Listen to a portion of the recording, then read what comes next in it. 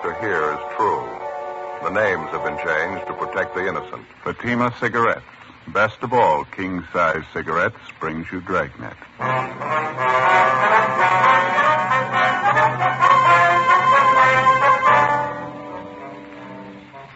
You're a detective sergeant.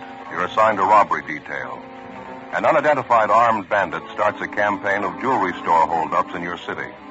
The robberies are carefully planned, carefully executed.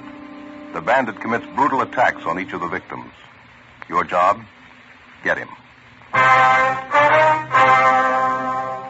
The latest Fatima sales report shows thousands and thousands of king-size cigarette smokers are switching to Fatima. For the month of October, coast-to-coast actual figures show Fatima sales are up 110%, or more than double. Fatima, best of all king-size cigarettes. Definitely the best quality in its class, but the same price as the cigarette you're now smoking. Remember, thousands of Americans are switching to extra mild Fatima. Next time, insist on the best, king-size Fatima, in the distinctive golden yellow package.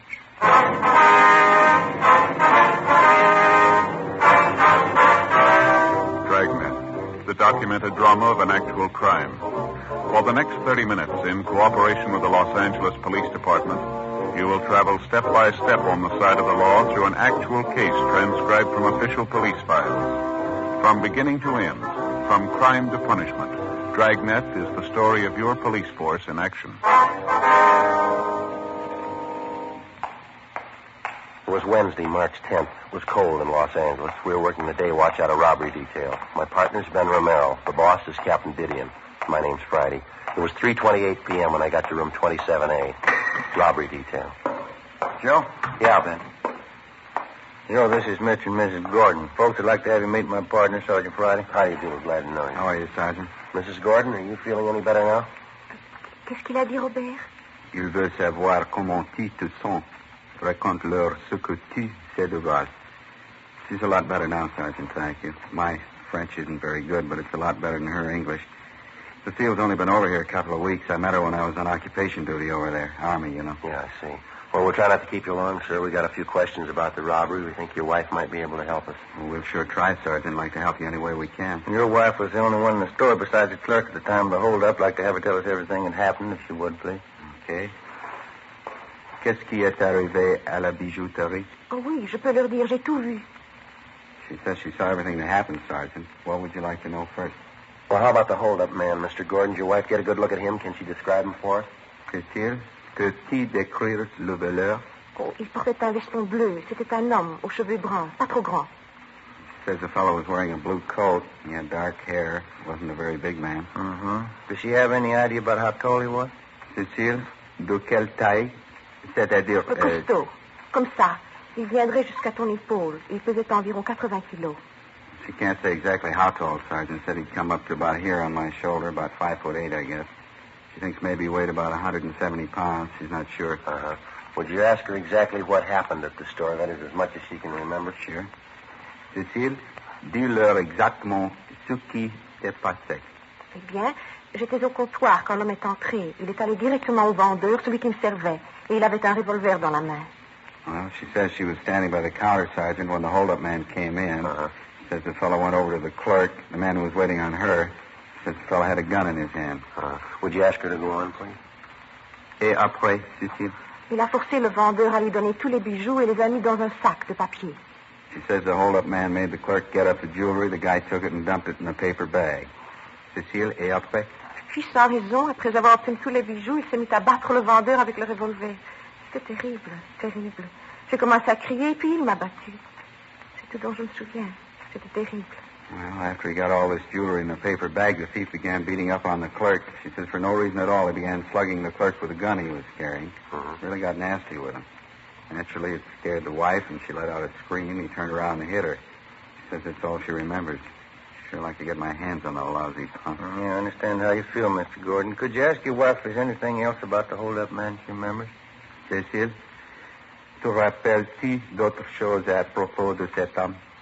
Avait-il quelque chose d'extraordinaire? Non, non, Robert. Well, that's about it, Sergeant. Well, how about the man's clothes? Does she remember anything else he was wearing besides that blue jacket? Et le reste de ses vêtements? Et par le veston bleu, t'en rappelles-tu? Non. Je crois qu'il avait un pantalon foncé, mais je ne me rappelle pas d'autre chose. J'avais trop peur. She thinks maybe he had on dark trousers. She's not sure, though, since she was too scared to notice. Cécile, portait-il un chapeau? Oh non, il n'avait pas de chapeau. I asked her if he was wearing a hat. She said no, she's sure of that. I see. Well, is there anything else that she can remember about him? Anything at all? Y a-t-il autre chose que la police devrait savoir? Non, je leur ai tout dit. C'est tout dont je me souviens. No, you got it all, Sergeant. Well, thank you very much, Mr. Gordon, Mrs. Gordon. Je comprends pas. Je comprends pas. How's that, ma'am? Cécile? Je comprends pas pourquoi un homme ferait une chose pareille. Je comprends pas. She says she can't understand how a man would do such a thing. She means how he cut up the clerk that way. Yes. Je comprends pas. So hard for her, she just can't understand. Tell her we can't either. 2 weeks before, on the 27th of April at 2:30 in the afternoon, the robbery suspect had begun his campaign of downtown jewelry store holdups. Since that time, in the same general area, he had succeeded in committing 3 more jewel robberies and making good his escape. Each of the holdups netted him more than $3,000 in rings, diamonds, and other precious stones. From his M.O., it was obvious that he was experienced. All of the robberies were committed in broad daylight. All of them were apparently well planned. After obtaining the loot, which he dumped into an ordinary paper bag, he turned on his victims and with no provocation beat them viciously. After 2 weeks of investigation, we had yet to come up with a solid lead on either the identity of the suspect or his whereabouts. We had a fair description of the hold-up man. We had a good rundown on his method of operation, but repeated checks on possible suspects through the Record Bureau, CII in Sacramento, and through our statistician's office failed to get us anything. There were no kickbacks on our All Points bulletin. After we interviewed Mrs. Gordon, the witness to the latest jewel robbery, we were no further along than we were 2 weeks before, an M.O. and a description. Neither one of them were giving us much help. 4:05 p.m., we met with Captain Didion. How about the mug books? Any luck there? Miss Gordon's in there now, Skipper, with her husband. They're checking through them. Nothing yet. Mm-hmm. What else you got working? New run going through the stats office. Third one this week might get us something. The store manager on that job this afternoon. Did you talk to him yet? Yeah, we did. He gave us the best lead we've had so far in the thing. Looks pretty good. Yeah, what's that? Well, we had him checking the mug books, and he came up with a partial identification from one of them, San Quentin release. No. Jack Maynard. He's only been arrested once here, drunk charge. Done time up at Q for robbery before. Ben and I pulled a package on him. We figure he ought to still be serving time at Quentin. Couldn't tell from his record, though. How's that? Well, it's possible he might have been paroled in the last month or so. That'd put him in line for these holdups. Mm-hmm. You check Quentin? We got off the teletype to the warden's office late this morning, Skipper. Ought to have an answer pretty soon. Best lead we've had so far. I hope it stands up. Excuse me. Robbery, Didion. Yeah? Oh, yeah, Matthews now, huh? No, you and the Caleb stay on it. Yeah, that's right. Over the weekend, anyway. Yeah, right. Goodbye. Well, what's the answer? He's had 3 weeks. He's cleared 4 jobs, every one of them in broad daylight. More than $10,000 worth of stuff. Now, how do we reach him? How about some extra manpower, Skipper? Can we manage it? What do you got in mind? Stakeout seems to be the best angle for us with this kind of a setup. How many teams you figure it'll take? Oh, a dozen anyhow. You figure that, Joe? Yeah, just about. The thief seems to be concentrating on the downtown area. All 4 holdups were in the same general neighborhood within a 20-block radius. Mm-hmm. We can't cover all the jewelry stores with a dozen teams. It'll give us pretty good coverage, though. Sure help our chances. Mm-hmm. You checked out all the other angles, huh? Everything. Not doing us much good. Robbery, Didion. Yeah, just a minute. You, Friday. Oh, thanks. Yeah, Friday talking. Yeah, that's right. Mm-hmm. That's so. No, we'll pick it up. Thank you. This communications just got an answer on that teletype to Quentin. On Jack Maynard, what'd they say? No lead. He's still in prison. We went back and started again from the beginning. With our best lead gone, there wasn't any alternative. The following day, Thursday, March 11th, the stakeouts went into effect. A dozen jewelry stores in the immediate downtown area, all of them potential hold-up victims, were placed under constant surveillance. 3 days passed. Nothing happened. No sign of the hold-up man. We stayed on it. Tuesday, March 16th, 11 a.m. At a small downtown jewelry shop, 3 blocks from the nearest stakeout team, the bandit committed his 5th successive robbery and made good his escape. The M.O. and description matched in almost every respect. Ben and I answered the call and drove to the scene of the holdup to interview the victim, a Mr. Walter Myers. He came straight back this way, just where I'm walking. I was at the end of that counter there, just where you are. He had a brown paper bag in one hand, and it was just a couple of feet from me. He put his other hand in his coat pocket, and he came up with a gun, pointed it right at me. Store was empty at the time, sir? No customers around? Yeah, that's right. Just myself and my son-in-law, Herb, in the back room. I guess he heard this thief talking to me, and he came out to see what it was all about. That's when the fireworks started. And what happened?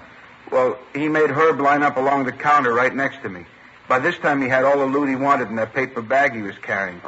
Just when I thought he was going to leave, he turned around. All of a sudden, he said to Herb, "You think you're a smart guy, don't you?" Then he slugged Herb with the gun. Brought it right down on the side of his head, all his might. That's when the fight started, is that right? Just about, yeah. Herb fell down on one knee. There was a great big gash on the side of his face. Even when he was down, the thief kept slugging Herb, kept pounding him in the face with that gun. Herb wasn't doing anything. I got good and sore. What happened then? Well, I didn't care what happened. I just got sore at the lousy crook. I made a dive for him, grabbed him around the chest. Here, something like this. Yeah. The two of us went down on the floor, and I wrestled him for the gun. That's when it went off. A wild shot. Plowed right into the wall over there. Herb picked himself up and piled on the guy, too. I guess the crook really must have figured he was through, fought like a wild man. I had a good hold of the top coat he had on, but he slipped right out of it. He grabbed his gun and the paper bag and ran out of the store, left me there holding an empty coat. And this is the coat he was wearing right here, is that right? Yeah, that's it. You can see one of the sleeves there. See? They almost ripped it clean off trying to get away. Yeah, I see. I already looked through the pockets. Nothing in them. Now, how about this description of the man, Mr. Myers? You're pretty sure of that, are you? Yeah, I'm positive, Sergeant. Ben, you want to call the crime lab? There's a phone booth right over there. Do you mind? Oh, yeah, thanks. I wonder if I could check that spot where the bullet hit Mr. Myers, that wild shot he fired. Oh, yeah. Right over here, Sergeant. Fine. Back of the cash register.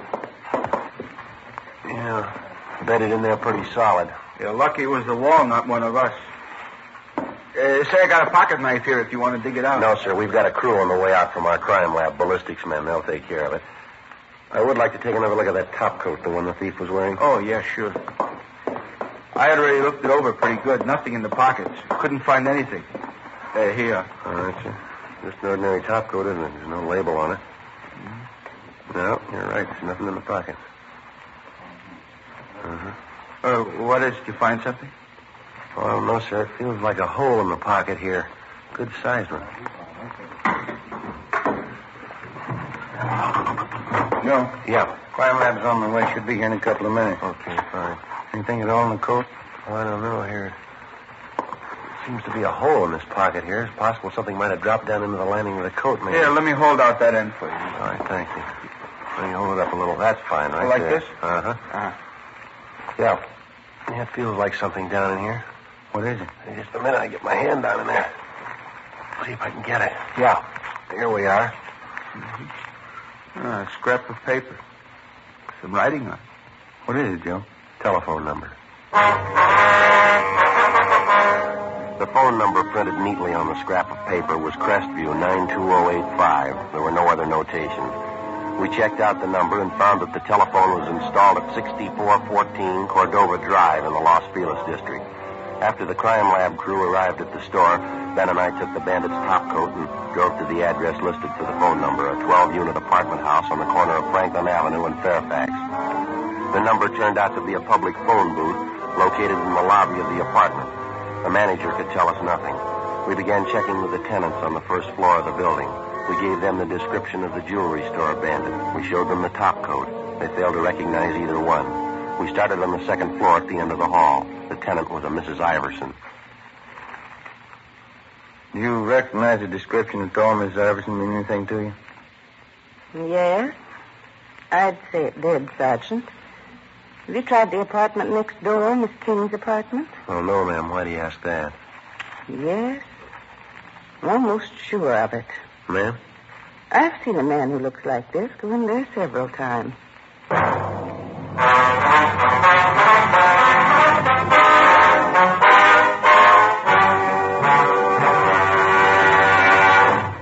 You are listening to Dragnet, Authentic stories of your police force in action.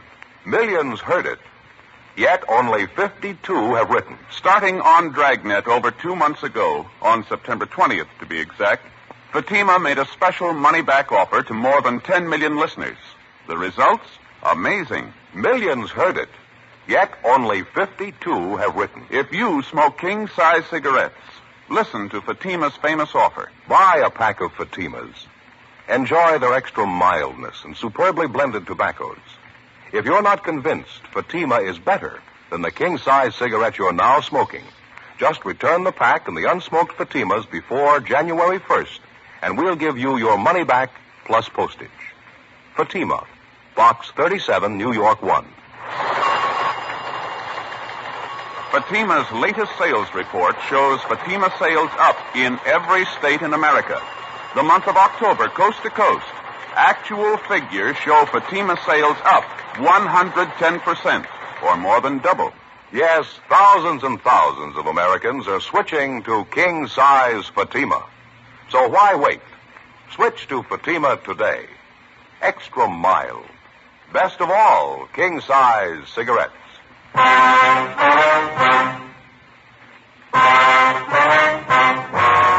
March 16th, Tuesday, 2:48 p.m. Ben and I went next door to the apartment where a man answering the description of the jewelry store bandit reportedly had been seen several times. We rang, but there was no answer. We went back and checked with the manager of the building, who told us that the apartment was registered to a Miss Lenore King. He told us that as far as he knew, Miss King worked during the day and that she usually returned to her apartment between 7 and 8 o'clock at night. The manager gave us the address of the place she worked, and we checked it out. It was an exclusive gift shop on La Cienega Boulevard in West Hollywood. We located Lenore King back at the main packing desk where she was employed as a gift wrapper. When we put the question to her that a man answering the description of the jewelry store bandit had been seen visiting her, she readily admitted it. Yes, that's right. I'd say he looks just like that. He drops by my apartment 4 or 5 times a month. His name's Marty. What's his last name, Miss King? Where can we find him? I'm sorry, I never did know his last name. I'm afraid I don't know where you can find him either. Well, how's that, Miss King? He visits you quite a bit. He's a friend of yours, isn't he? Not exactly. I know him. That's about all. He's a friend of a friend. It's more like that. Uh-huh. Excuse me. Sure. I'm sorry. This package has a rush on it. I'll have to wrap it now. Do you mind? No, ma'am. You go right ahead. About this man, Marty, Miss King, you mind explaining a little more? If you don't know him well, why should he visit you so often? Well, to tell you the truth, it's more of a favor than anything. It's for Virginia. She's my girlfriend. Uh-huh. And I wish I never got mixed up in it to begin with. Well, how do you mean, mixed up in what? Well, it's confidential, Sergeant. I'd just as soon not mention it if you don't mind. Well, I'd like to have you tell us everything you know about it. It's a pretty important matter, ma'am. Well, I don't know really how it started. I mean, how the two of them got together, Marty and Virginia. They just met, I suppose. Virginia fell in love with him. She had to find some way out. How's that? Virginia, she was crazy about Marty. I guess she still is. They didn't want to get all involved, though, neither one of them. It's romantic in a way. Could I have the scissors there, Sergeant? Yes, here you go. Well, what two of them want is to see each other once a week. It's enough for Virginia, she says. She loves him, and that's all that counts. She doesn't want to know where Marty lives, what he does, anything about him, and I guess the same goes for Marty. I see. So the two of them get in touch with each other through you, is that it? That's right, usually once a week, maybe once every 2 weeks. I'd just as soon not talk about it if you don't mind, though. I can give you Virginia's address. She can tell you more about Marty than I can. You have no idea where we can locate the man. I'm sorry, none at all. The only contact I have is when Marty phones me or when he comes around. He leaves a message for Virginia where to meet him and when, and then he leaves. I really think you ought to talk to Virginia about it. Uh-huh. Here we are. One thing I don't quite understand, ma'am. Yes? This girlfriend of yours, Virginia, you say she's in love with this fellow Marty? Oh, yeah, crazy about him. And why are they playing this hide and seek? If they're in love, why don't they come out and get married? What's the problem? Virginia. What? She's already married. Before we left Lenore King, we advised her what the situation was. In the event the suspect, Marty, contacted her, she was to get in touch with us immediately. She gave us her promise that she wouldn't disclose our conversation with her. We left her our card, and she gave us the address of her girlfriend, Virginia Brewer. It was a South Argyle Street address, but Mrs. Brewer wasn't at home. 8:15 p.m. We drove to her place of employment, a Valley nightclub out along Ventura Boulevard, where she was appearing in the floor show. She was a dancer.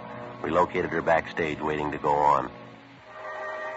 You must have some other girl in mind, officer. I don't know anyone by the name of Marty. You sure about that, Miss Brewer? We got it from a pretty good source. Well, I'm sure I don't know where you got it, but it's wrong. The name isn't familiar at all. Who told you this, anyway? Close friend of yours, ma'am. She seemed to know what she was talking about. Who was it? I got a right to know that. Lenore King?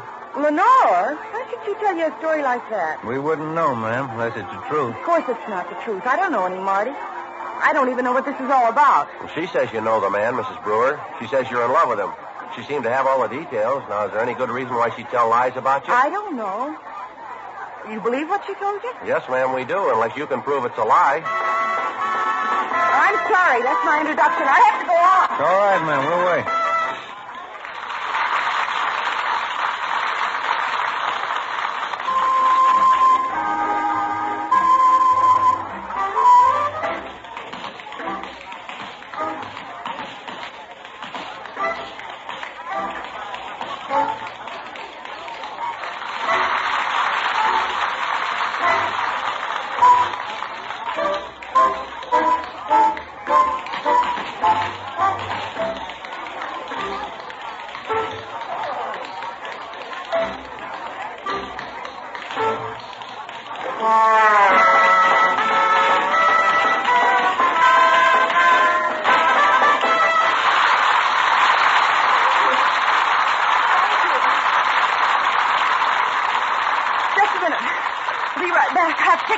Yeah, go ahead. Go ahead.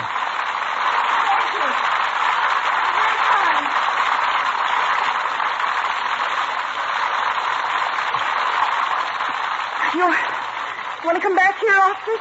Dressing room? We can talk there. All right, fine.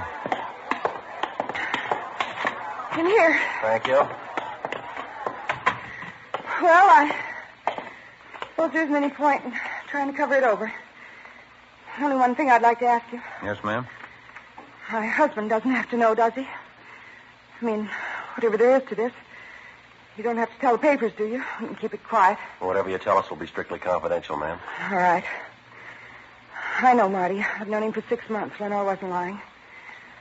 I'm in love with him. Well, we're not prying into your personal life, Miss Brewer. We just like to locate this man, Marty, that's all. It's pretty important to us. Why is it important? Why do you want him? Robbery investigation, ma'am. We'd like to get hold of him for an interview. Robbery? Think Marty's done something? Is that why you want him? We're not sure. Do you have any idea where we can find him? No, no more than Lenore. I guess she told you about it. I mean, Marty and I, how it's been. And you have no idea where he stays, where he works? No, I don't. It's been that way from the beginning. Lenore knows as much about that as I do.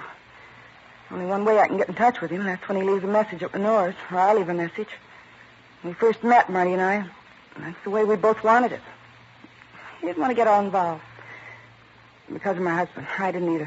Have you seen this Marty lately, Miss Brewer? Yes, about 10 days ago. You expect to see him again soon?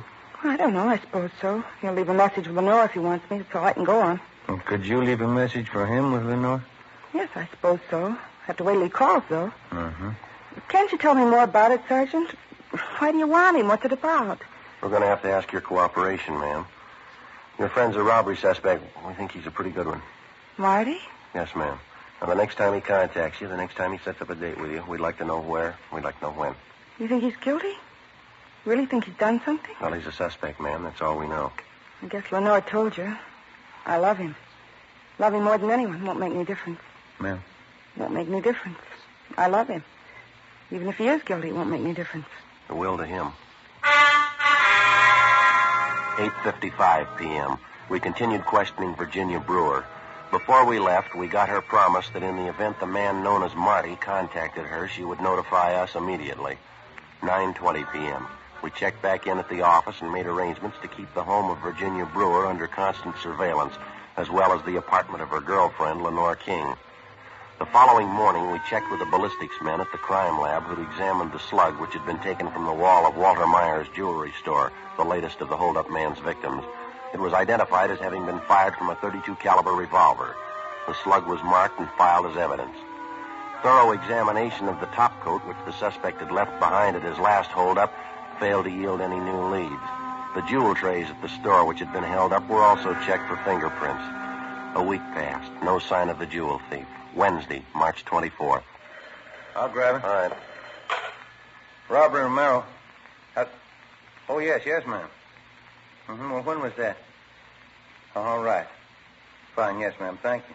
Bye. You got anything? That friend of Mrs. Brewer's, Lenore King, Yeah. says this fellow Marty called a few minutes ago. Uh-huh. Set up a date with Mrs. Brewer. We're supposed to meet at Lenore's apartment. When? 8 o'clock tonight. 4:45 p.m. We checked with Captain Didion and set up a plan to have the apartment building where Lenore King lived thoroughly covered that night. Carr and Matthews were assigned to cover outside the main entrance. McCaleb and Olson would cover the lobby. Ben and I would be in the apartment proper along with Mrs. Brewer and Lenore King. By 6 o'clock that night, we were all in position. We waited. 6:30, 7 o'clock, 7:30. We waited. Mrs. Brewer walked the floor with a drink in her hand. 7:45, 7:50. Ben watched at the window. Virginia Brewer got nervous. You can't prove it. You don't know anything for sure. How I know you're not trying for a frame, trying to blame Marty for something he didn't do? We're not blaming him for anything, ma'am. He's a suspect. We want to talk to him, that's all. Why don't you sit down, huh, Virginia? No use getting upset. It'll be all right. Come on, honey. Got him all over the place, Lenore. Cops. Waiting for Marty. What am I supposed to think? Why don't you relax, Miss Brewer? If he's not the man, you got nothing to worry about. He's right, honey. Sit down, huh? Let me freshen up that drink. Hey, Joe. Yeah. Car pulling up outside. A sedan. Yeah, let's see. Right in front, see? Man getting out. Yeah, he's coming in here. Marty. Can't see him. He must be inside.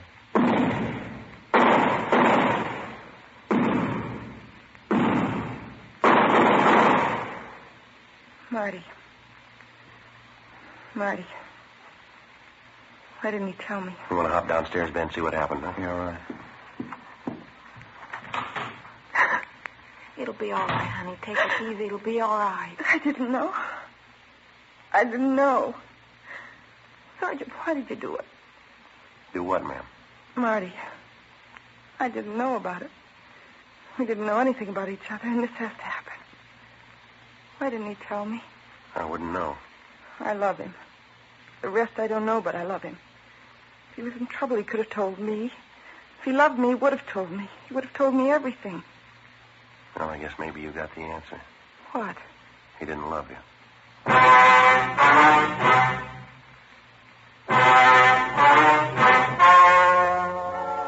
The story you have just heard was true.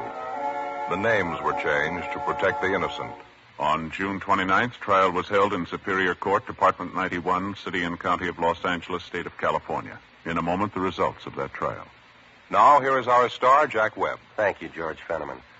Friends, the man who sells you your Fatimas, your neighborhood cigarette dealer, is a mighty good man to go see during the holiday season.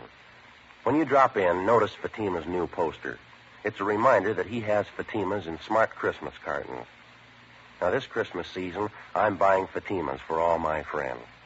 I suggest you do the same. You'll be giving the best, and believe me, they'll thank you for introducing them to Fatima quality. It's extra mildness and better flavor and aroma. Remember, ask your dealer for Fatima in the distinctive new Christmas wrapper. And when you see it, you'll agree it's the smartest of all Christmas cartons, just as it should be, because Fatima is the best of all king-size cigarettes.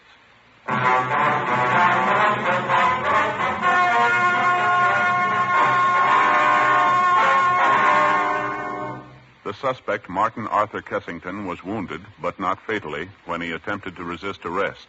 After interrogation, he dictated a signed statement admitting guilt for all 5 of the jewelry store holdups. He was tried and convicted on 5 counts of first-degree robbery and received a sentence as prescribed by law. Robbery in the first degree is punishable by imprisonment in the state penitentiary for a term of 5 years to life.